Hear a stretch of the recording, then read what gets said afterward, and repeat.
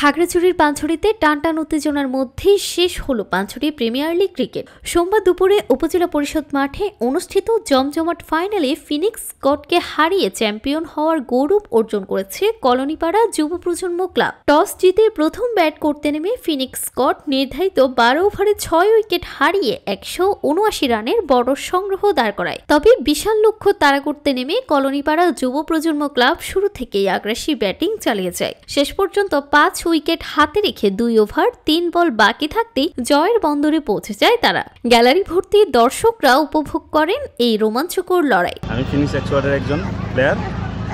আমরা ফাইনাল ম্যাচে আলাদা একটা উত্তেজনা থাকেই।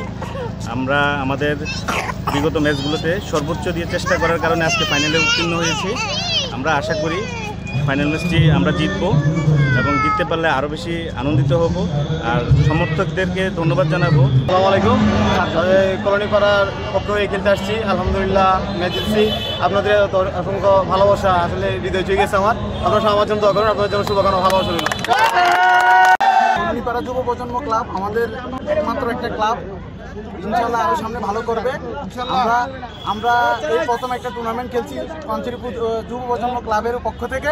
ইনশাআল্লাহ আলহামদুলিল্লাহ আমরা সেটাতে চ্যাম্পিয়ন জয়লাভ করেছি। খেলা শেষে বিজয়ীদের হাতে পুরস্কার তুলে দেন অনুষ্ঠানের প্রধান অতিথি খাগড়াছড়ি জেলা বিএনপির সভাপতি ও সাবেক সংসদ সদস্য ওয়াদুদ ভূঁইয়া। এ সময় পাঁচছড়ি উপজেলা বিএনপির সভাপতি মোহাম্মদ বেলাল হোসেন, উপজেলা বিএনপির সাধারণ সম্পাদক MN আফসার সহ স্থানীয় নেতৃবৃন্দ উপস্থিত ছিলেন। অত্যন্ত অসুস্থ, মৃত্যুর মুখোমুখি দাঁড়িয়ে সংগ্রাম করছে, লড়াই করছে আমাদের বেগম খালেদা জিয়ার জন্য আপনারা সবাই দোয়া করবেন।